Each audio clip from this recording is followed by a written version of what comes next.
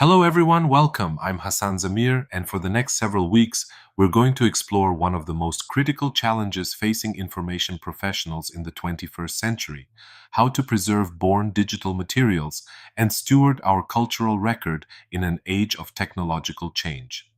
This course is built on Elizabeth Leggett's excellent practical guide, Digitization and Digital Archiving, a practical guide for librarians.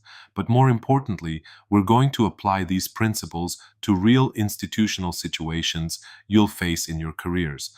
Whether you end up in a university archive, a public library system, a corporate record center, or a nonprofit organization, you're going to grapple with questions about what to digitize, how to preserve it, and how to make it accessible.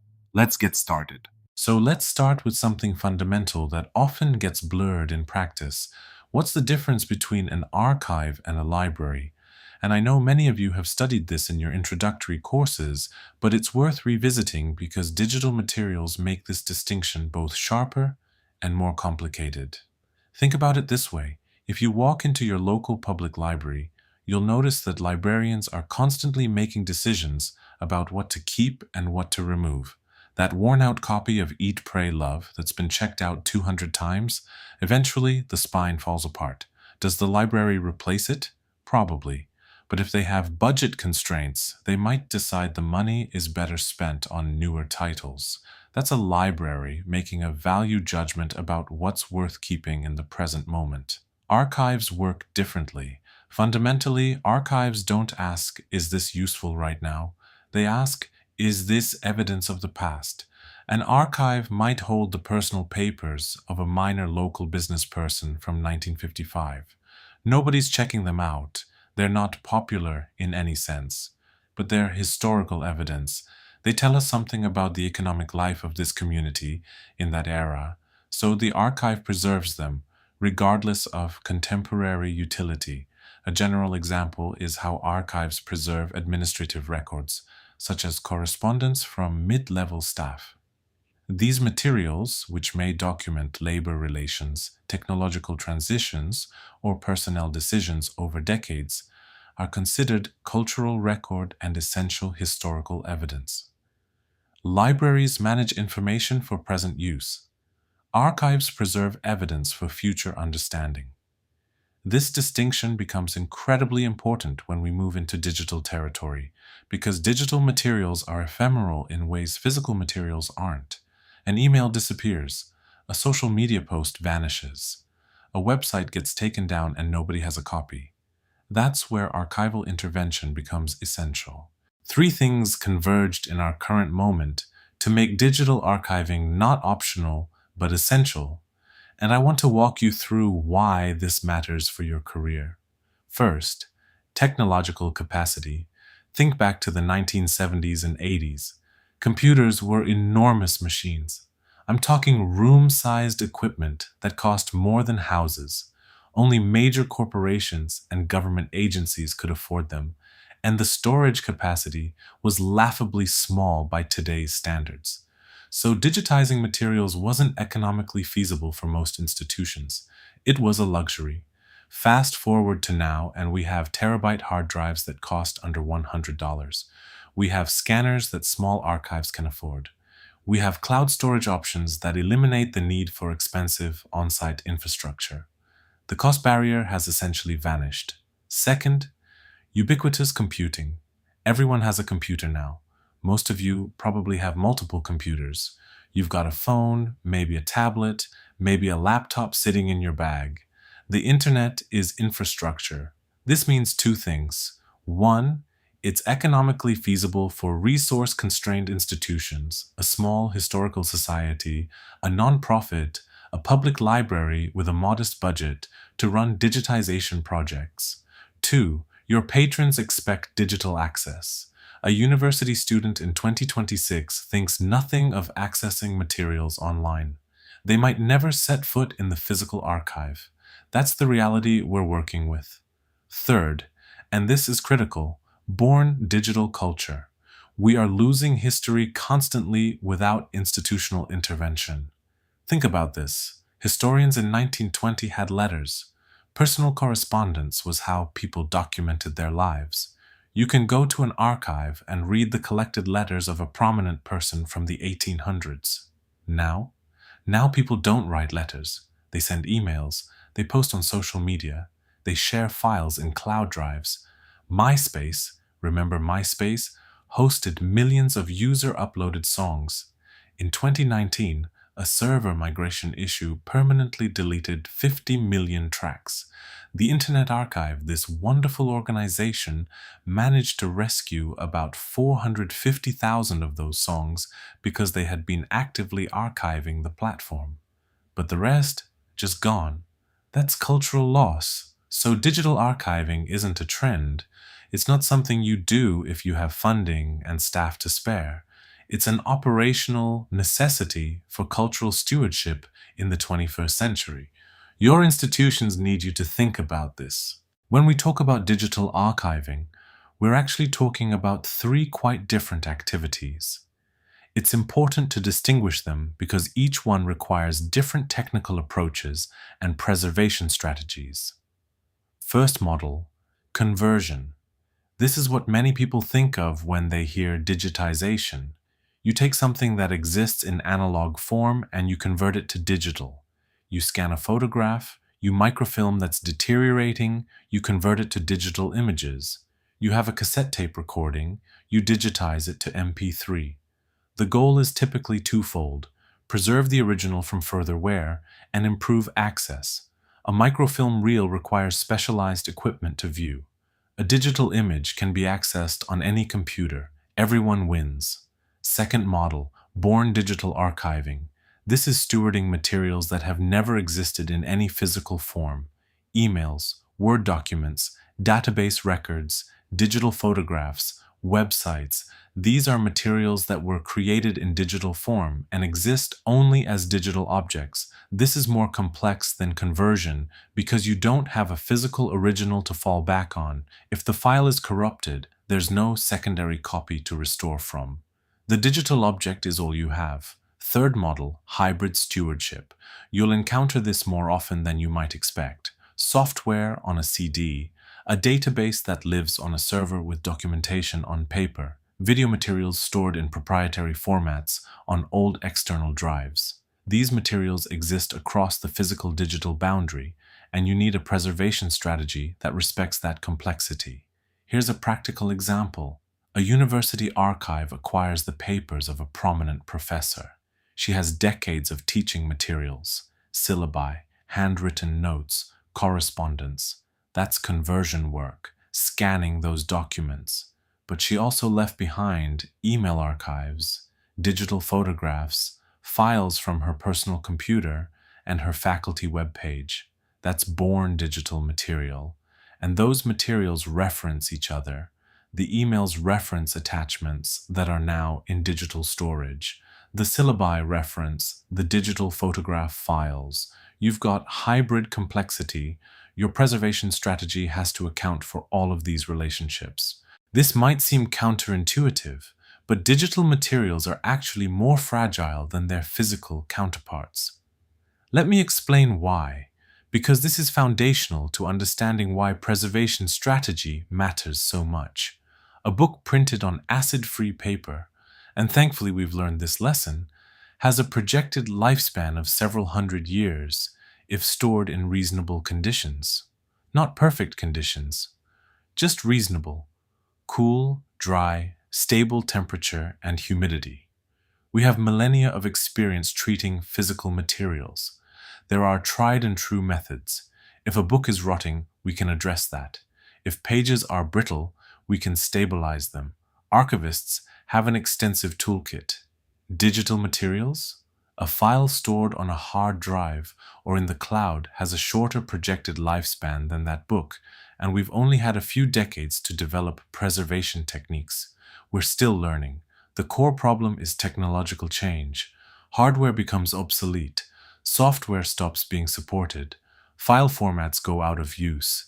The 1960 census was recorded on UNIVAC tape, a decision that made perfect sense at the time. UNIVAC was cutting-edge technology, but 16 years later, when the Census Bureau tried to access those records, they discovered the UNIVAC tape drives no longer existed. The technology was obsolete. They recovered most of the data, but not everything. That's loss. That's why this matters.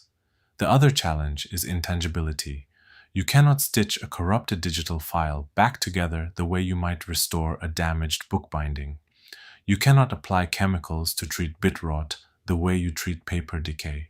Digital preservation requires constant technological intervention. You have to migrate files to new formats. You have to refresh storage media. You have to actively work to keep materials accessible as technology changes. But here's the good news. 1 terabyte hard drive, that's 1 trillion bytes, holds the equivalent of 728,000 high quality images. A terabyte drive costs less than $100. In the 1980s, you'd need more than 1,000 floppy disks to store the same amount of data, and good luck finding a floppy disk drive today.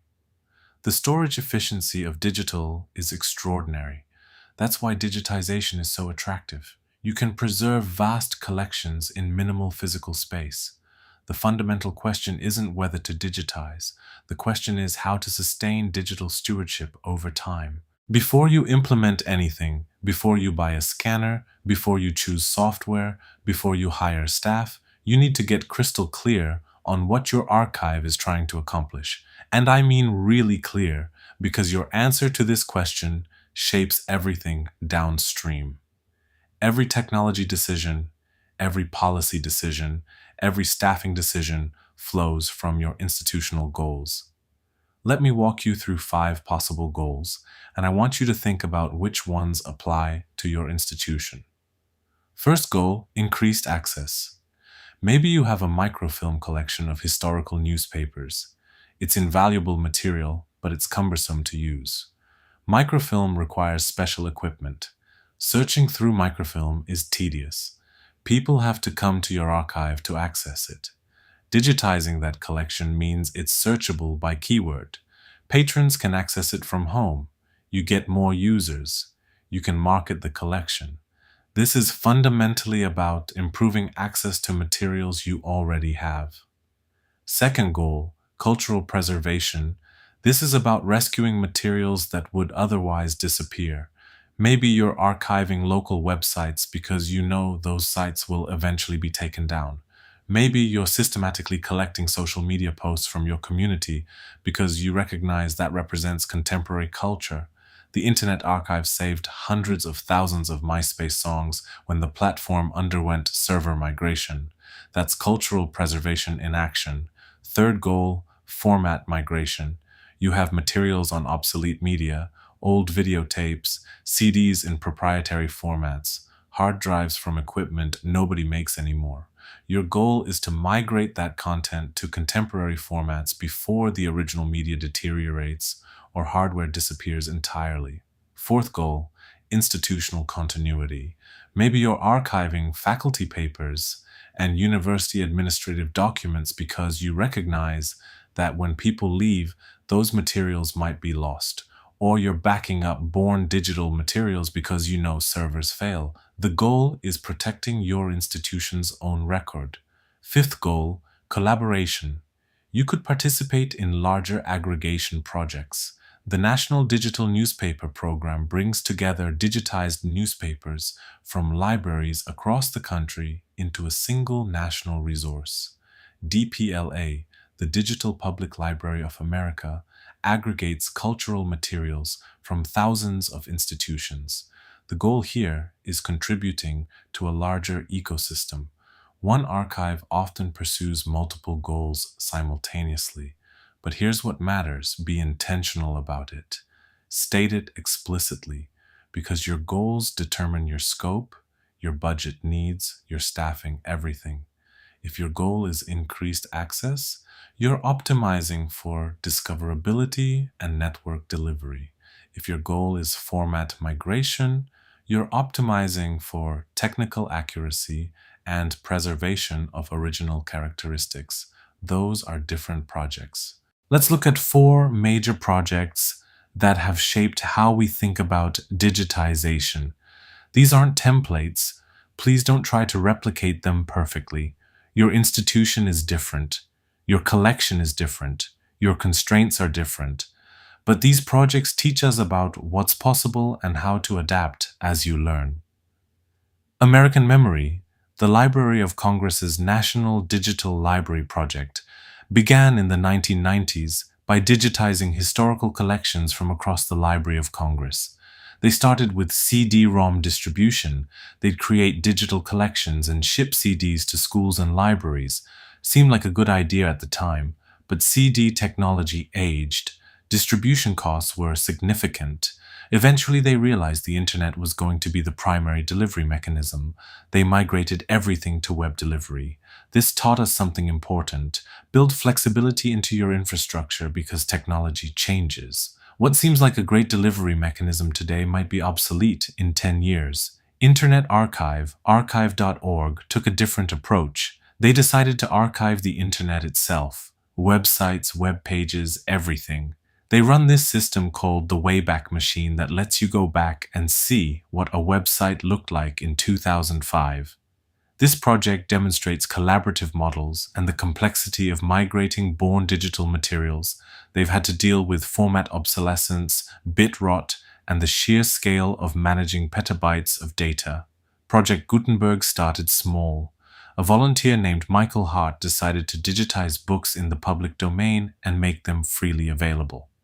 That was in the 1970s. Today, Project Gutenberg has 70,000 titles. This teaches us that you don't need massive institutional infrastructure to accomplish meaningful digitization. You need commitment, organization, and clear goals. A single person with dedication can accomplish remarkable things. The National Digital Newspaper Program is a partnership between the National Endowment for the Humanities and the Library of Congress.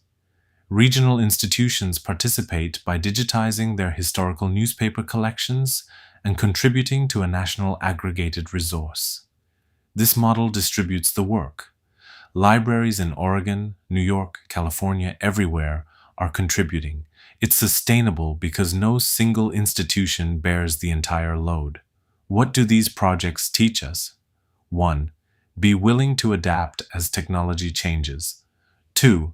Collaborative models can distribute workload and increase impact. 3. You don't need massive budgets to accomplish significant preservation.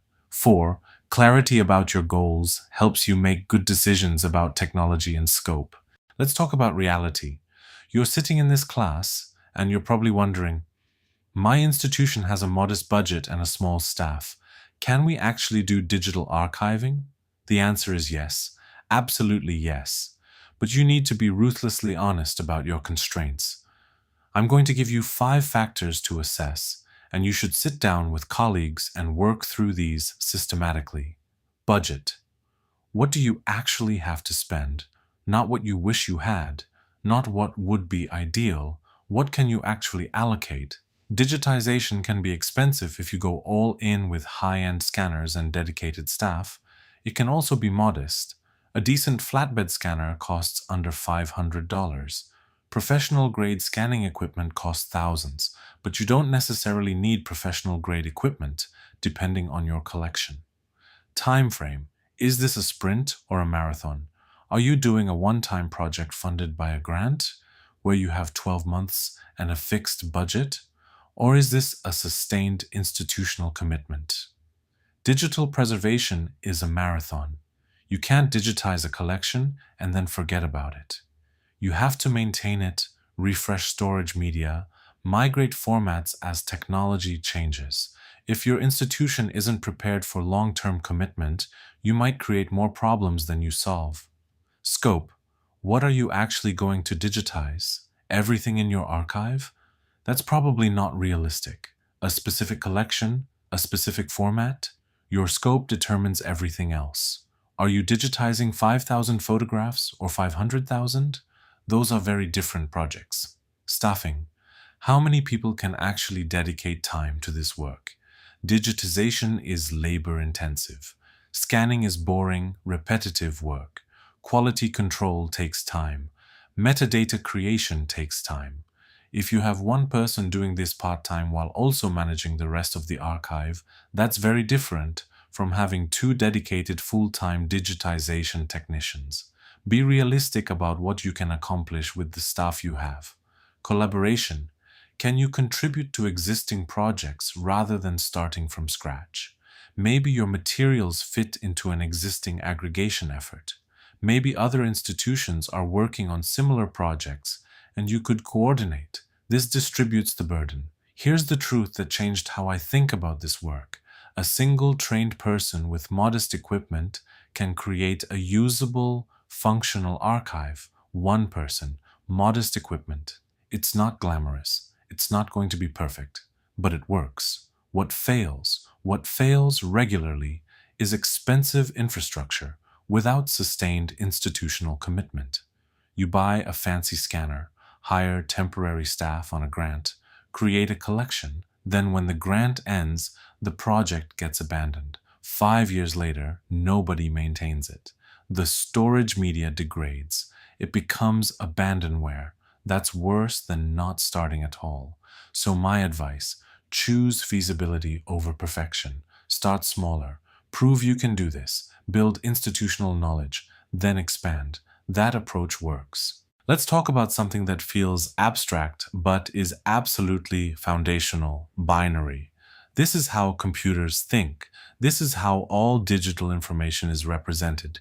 Understanding this will actually help you make better preservation decisions. Your instinct is probably to think computers work the way we do, in decimal, 0 through 9. We use 10 fingers to count, so decimal feels natural. But computers don't use decimal. They use binary, ones and zeros. That's it. Two numbers. Why? Here's the physical reason. At the most fundamental level, computers work with electricity. High voltage represents 1. Low voltage represents 0. That's it. On or off, high or low. There's no ambiguity. You don't have to guess. This matters because electrical signals degrade. If you send a signal through a wire over even short distances, we're talking inches here, the signal loses strength. If you were using decimal, you'd have 8 different voltage levels to interpret.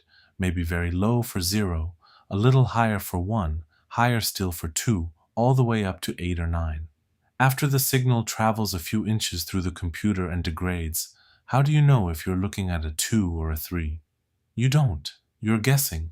The computer can't guess. It needs certainty. But with binary, you only have 2 possibilities: high or low. If the signal has degraded, you can reclock it, reset it to the original high or low frequency, and you've recovered the data without loss. This is why binary won. It's mathematically elegant and technically essential. Now, here's why this matters for you as an archivist. Digital objects are encoded mathematical representations. They're not things. A JPEG file is not a picture. It's mathematical instructions for how to display a picture. A PDF is mathematical instructions for rendering a document.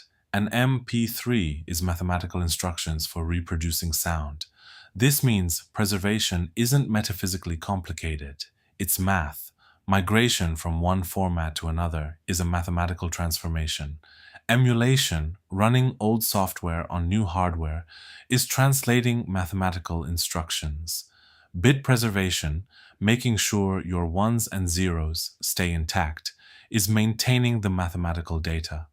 This conceptual shift changes how you think about preservation problems. They're not impossible, they're not mysterious, they're solvable because they're mathematical problems. Let me give you a framework for thinking about digital storage capacity. This matters because you need to understand roughly how much storage your collection will require. That shapes your infrastructure planning and your budget. Start with the bit. That's one binary unit, 1 or 0. A single bit holds almost no information, not useful. 8 bits make a byte. This is your fundamental unit. A byte can represent one letter of the English alphabet, upper or lowercase, plus some additional characters and numbers. When we talk about file sizes, we're talking about bytes. Now we start stacking up. 1,000 bytes, well, technically 1,024, but we round, is a kilobyte. A modest text document, maybe 2 or 3 pages, is around 100 kilobytes. This chapter we've been discussing, about 8,000 words, is roughly 113 kilobytes. 1 million bytes is a megabyte. Typical chapter-length document. Not huge. 1 billion bytes is a gigabyte.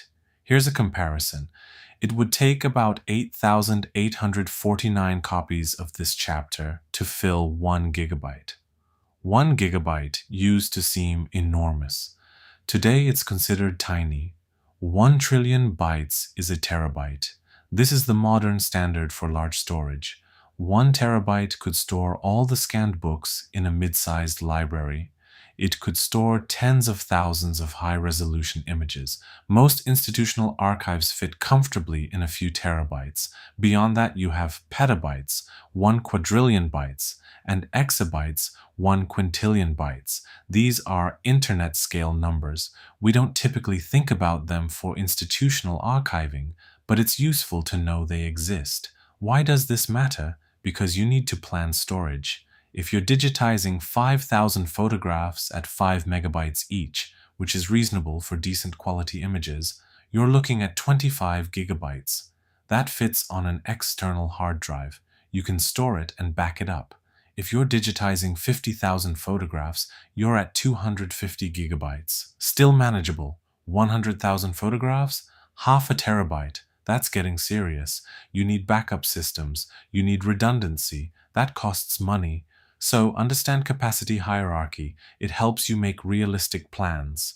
When you're selecting computers for a digitization lab, you need to understand the basic components. Not because you need to build computers from scratch, but because specifications matter and you need to evaluate what you're buying. Every computer has the same basic parts. Let's go through them. CPU, Central Processing Unit. This is the brain. It executes all the calculations. When you click a mouse, the CPU processes that input. When you want to see an image on the monitor, the CPU is doing the calculation to render that image.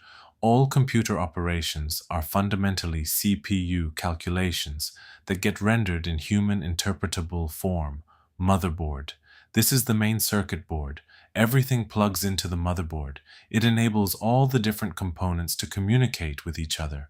CPU, memory, storage, peripherals, they all connect through the motherboard. RAM, random access memory. This is temporary working memory. When your computer is running, data goes into RAM so the CPU can work with it. But RAM requires constant electrical power to maintain the data. When you shut the computer off, RAM empties. So RAM is volatile, temporary. It's fast and useful for active work, but it doesn't persist. ROM, read-only memory. This contains essential startup instructions. Your computer needs to know what to do when you turn it on. ROM stores those instructions. ROM is non-volatile. It persists, even when powered off. You can't modify ROM. It's protected. And honestly, most of you will never think about ROM. It's not a purchasing consideration. Hard drive or SSD, solid-state drive. This is long-term storage. Anything you save, documents, photos, databases, lives here. It persists when you power off. A hard drive uses rotating platters, kind of like a record player, to store data. An SSD uses microscopic electronic gates to store data. SSDs are faster and more durable, but more expensive. Hard drives are cheaper and higher capacity, but more fragile. Ports. These are how external devices connect. Keyboards, monitors, cameras, external storage, all plug into ports. Different port types do different things. USB is most common. Now, why does this matter for digitization? Because you're choosing equipment for specific workflows. That's coming in slide 15. The CPU directly impacts how quickly your digitization work proceeds. You're scanning photographs. That scanning generates image files. The CPU processes those files, displays them on a monitor so you can review quality, maybe crops them, validates the metadata. Fast CPU, faster workflow. Slow CPU, bottleneck. Let me explain the relevant specifications. Clock speed, this is measured in gigahertz, billions of cycles per second. Modern standard is 2 to 4 gigahertz. Higher is faster. But honestly, for most archival work, you don't need bleeding edge.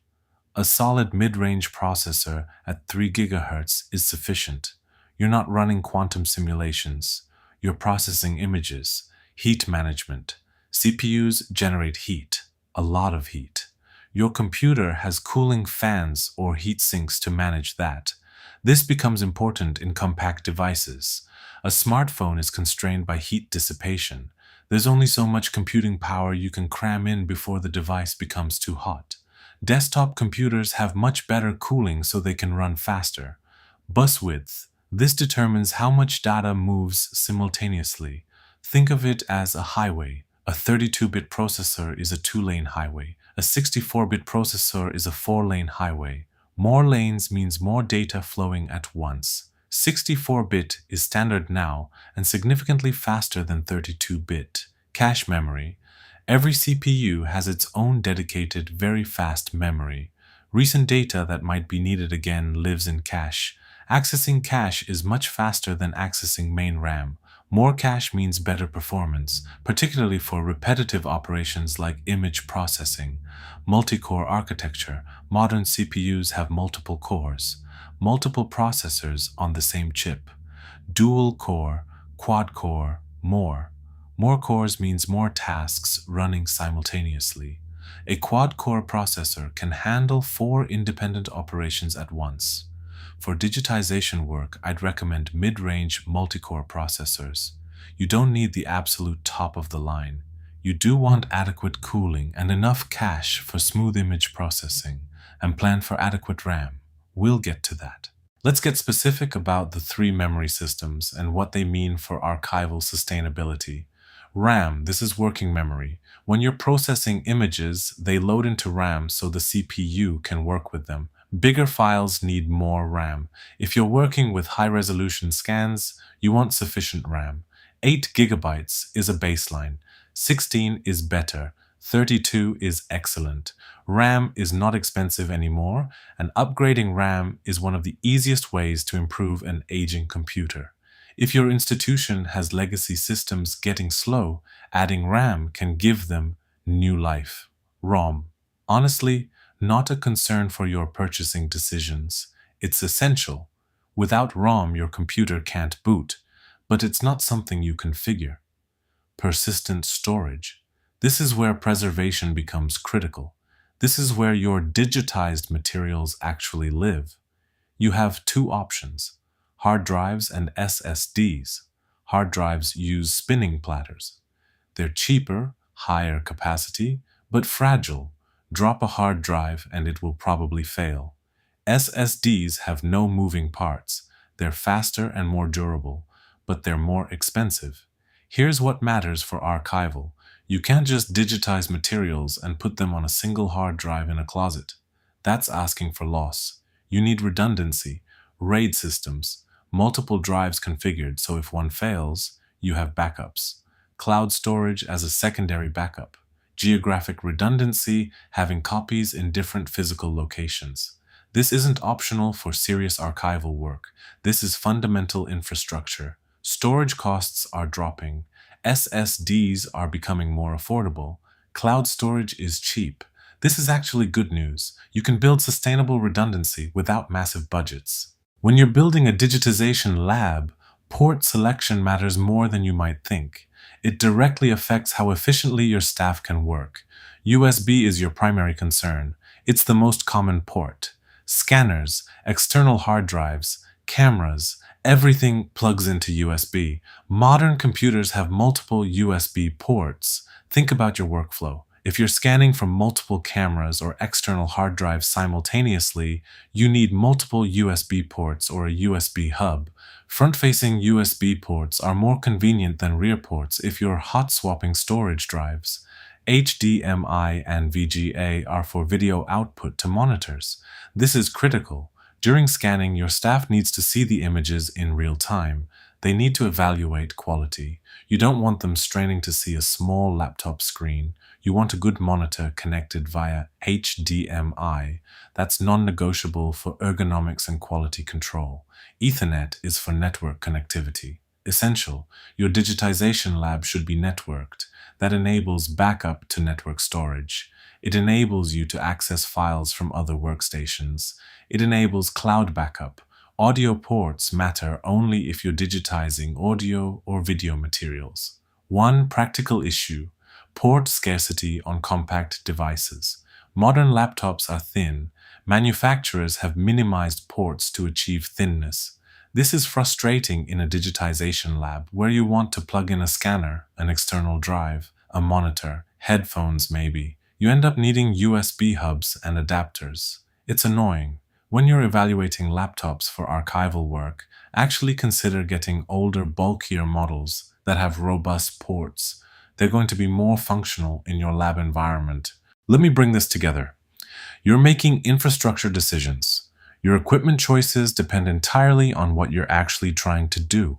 If you're doing scanner-intensive workflows, high throughput scanning, you need adequate CPU for real-time image display, adequate RAM for processing large images, and smart USB port distribution. You might have 2 or 3 scanners running simultaneously. You're moving SD cards between cameras. You need physical organization of ports. If you're doing born digital preservation, CPU speed is less critical. Storage is paramount. Backup redundancy is paramount. Network connectivity is essential. You're managing databases, backup systems, cloud synchronization.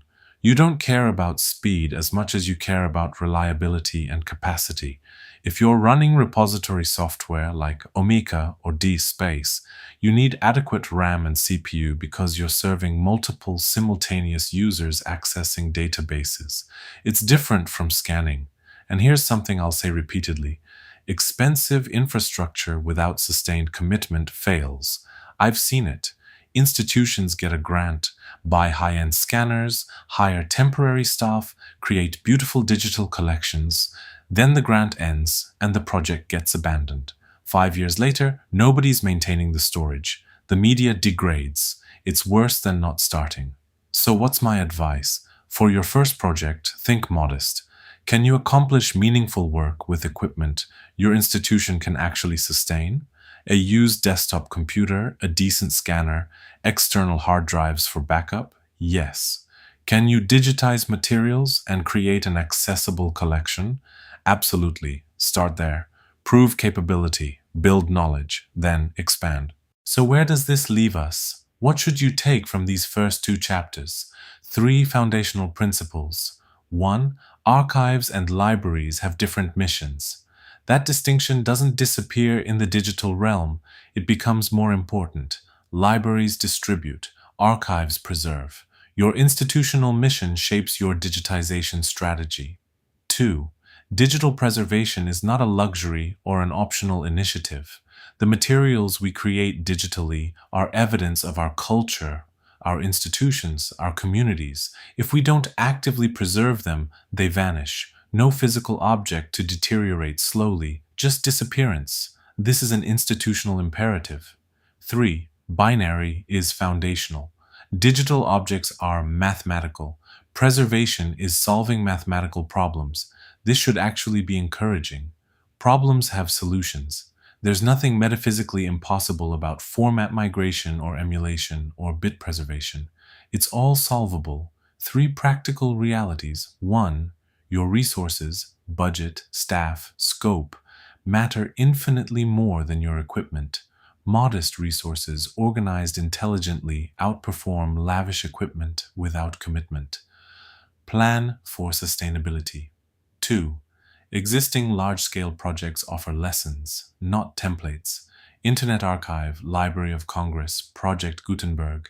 They did remarkable things, but they did them in their own institutional context. You're not trying to become them. You're learning from their approaches. 3. Clarity of purpose drives everything. Be explicit about your goals. That clarity makes every downstream decision easier. The sequence going forward is assessment and scoping. understanding what you're actually trying to preserve and why, then building workflows, then sustaining systems and managing technological change over years and decades. Digital stewardship is simultaneously a technical discipline and a human endeavor. Next class, we're going to get into the technical weeds of file formats and image quality and metadata standards, but never lose sight of the human part. You're stewarding cultural materials.